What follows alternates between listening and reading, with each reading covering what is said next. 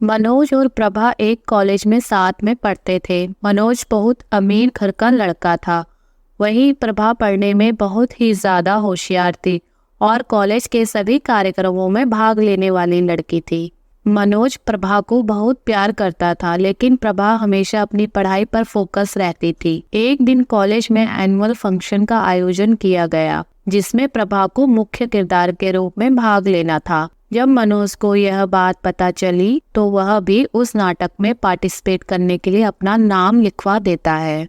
क्योंकि मनोज एक अच्छे घर से ताल्लुकात रखता था, इसलिए प्रिंसिपल उसके नाम को सिलेक्ट कर लेते हैं। अब मनोज को इस बहाने से प्रभा के साथ समय बिताने का एक अच्छा मौका मिल जाता है। धीरे धीरे प्रभा भी मनोज को समझने लगती है। वह सोचती है कि जिस तरीके का वह समझ रही थी मनोज वैसा नहीं है, क्योंकि प्रभा को लगता था कि अमीर घर के लड़के बिगड़ैल होते हैं। लेकिन प्रभा ने देखा कि मनोज उन लड़कों में से नहीं है, वह बहुत सिंसियर और धैर्यवान लड़का है। यह बात मनोज ने अपने अभिनय से साबित कर दी थी। अब प्रभा मनोज को धीरे धीरे चाहने लगी थी। अब कॉलेज का एनुअल फंक्शन होता है और तालियों की गड़गड़ाहट के साथ पूरा हॉल गूंज उठता है। तभी मनोज माइक लेकर सबके सामने प्रभा से अपने प्यार का इजहार कर देता है। इतने सारे लोगों के सामने मनोज की यह हरकत देखकर प्रभा घबरा जाती है और कुछ नहीं बोल पाती और वह स्टेज के पीछे चली जाती है। अब मनोज भी प्रभा के पीछे पीछे जाता है और प्रभा मनोज से बोलती है, मैं भी तुम्हें प्यार करती हूँ, लेकिन इतने सारे लोगों के सामने बोलने की हिम्मत मेरे पास नहीं है।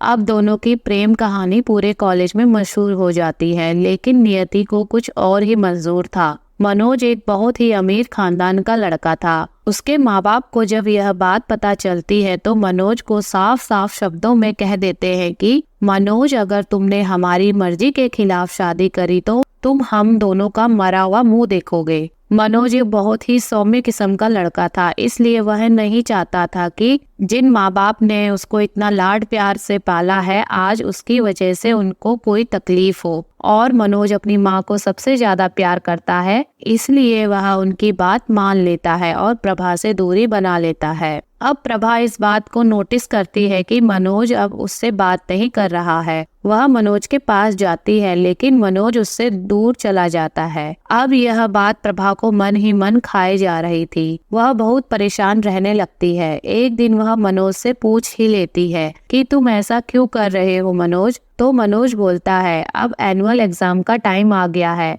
मैं चाहता हूँ कि हम लोग अपनी पढ़ाई पर फोकस करें। ऐसा बोलकर मनोज वहाँ से चला जाता है और प्रभा हैरान परेशान होकर चली जाती है। अब कुछ दिनों के बाद जब एग्जाम खत्म हो जाते हैं तो रिजल्ट का टाइम आता है। तो कॉलेज में सभी लड़के लड़कियां इकट्ठे होते हैं तो प्रभा देखती है कि मनोज वहाँ पर नहीं है। यह देखकर वह बहुत परेशान हो जाती है। तभी उसकी एक सहेली बताती है कि पता है तुझे, मनोज की शादी हो गई है। यह सुनकर प्रभा के पैरों तले जमीन खिसक जाती है और वो वहीं पर बेहोश होकर गिर जाती है। उसकी सभी सहेलियां उसको उठाकर अस्पताल ले जाती हैं। अब उसके माँ बाप भी अस्पताल में आ जाते हैं और वह देखते हैं कि प्रभा बेहोश पड़ी है और डॉक्टर बोलते हैं कि इसको बहुत बड़ा सदमा लगा है, जिसकी वजह से इसकी मानसिक स्थिति खराब हो गई है। अब उसके माँ बाप बहुत ही परेशान हो जाते हैं कि क्या करें। प्रभा दिन प्रतिदिन मानसिक रूप से कमजोर होती जा रही है। अब उसके माँ बाप उसको एक अच्छे डॉक्टर को दिखाते हैं तो धीरे धीरे दवाइयों से उसकी मानसिक स्थिति फिर से सही होने लगती है। उसके माँ बाप उसको समझाते हैं, बेटा जिंदगी बहुत लंबी है, ऐसा नहीं करते हैं। वह अपने माँ बाप की बात सुनकर बोलती है, मम्मी पापा, आपकी ख्वाहिशों के लिए मैं एक नई शुरुआत करना चाहती हूँ। प्रभा पढ़ने में बहुत ही ज्यादा होशियार थी, इसीलिए उसने पूरा कॉलेज टॉप किया था और बड़ी बड़ी कंपनियां उसके घर पर ऑफर लेटर लेकर आए हुए थे। प्रभा उनमें से एक कंपनी को सिलेक्ट करके अपनी जॉब के लिए ज्वाइनिंग कर लेती है। अब प्रभा धीरे धीरे ऑफिस में अपने काम में ध्यान देने लगती है। तो तभी वहाँ एक दिन ऑफिस में एक नए बॉस की एंट्री होती है। जब वह बॉस को देखती है तो उसके होश उड़ जाते हैं। यह शख्स और कोई नहीं मनोज है।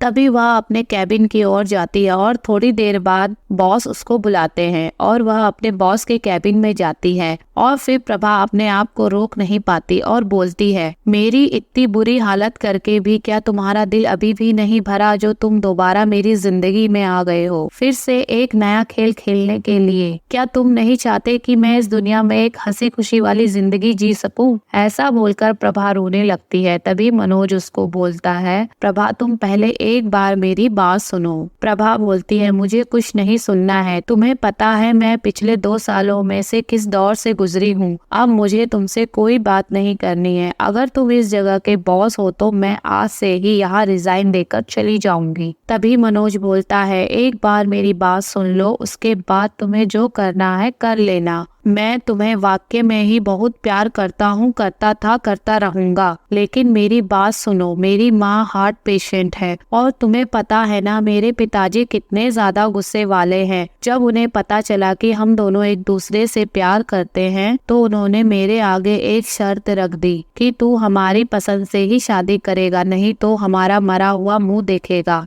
और मैं अपनी माँ को बहुत प्यार करता हूँ। मैं नहीं चाहता था कि मेरी छोटी सी खुशी के सामने मैं उनकी मौत की वजह बनूं, जिसकी वजह से मैं खामोश रहा और उन लोगों ने मेरी जबरदस्ती शादी किसी और लड़की से करवा दी। लेकिन देखो कुदरत को कुछ और ही मंजूर था। जिस दिन मेरी बारात घर लौटकर आ रही थी तो उस दिन रास्ते में ही हमारा बहुत बड़ा एक्सीडेंट हुआ जिसमें मेरी पत्नी की डेथ हो गई। मैं भी 1 साल के लिए कोमा में चला गया। 1 साल बाद जब होश में आया और मैंने अपने आप को धीरे धीरे संभाला और मेरे पिताजी को भी समझ आ गया कि कहीं ना कहीं उनसे भी कोई गलती हुई है जिसकी सजा आज उनका बेटा झेल रहा है। यह सोचकर उन्होंने मुझसे माफी मांगी और बोला, बेटा तुझे जहाँ शादी करनी है, जो तुझे पसंद है वह कर ले। अब हम तेरे को कभी भी रोक टोक नहीं करेंगे। फिर मैंने तुम्हारे बारे में पता लगाने की कोशिश करी तो पता चला कि तुम पिछले 1 साल से मेंटल डिस्टर्ब थी, लेकिन अब धीरे धीरे तुम मुझे भूल चुकी हो। और तुम्हारी सहेली ने मुझे बताया कि अब उसने एक अच्छी कंपनी में जॉब ज्वाइन कर ली है। मैं तुम्हें सच्चा प्यार करता था, इसीलिए एक बार मिलना चाहता था और तुम्हें अपनी बात बताना चाहता था और इसीलिए मैंने भी यह कंपनी ज्वाइन कर ली। मुझे गलत मत समझो, शायद हमारी किस्मत को यही मंजूर था, इसीलिए हमारा दोबारा मिलना हुआ। किस्मत ने हमारे साथ ऐसा खेल क्यों खेला मुझे समझ में नहीं आ रहा। यह सब सुनकर प्रभा मनोज को देखती रह जाती है और मनोज को देखकर सोचती है कि कुदरत का यह कैसा खेल है।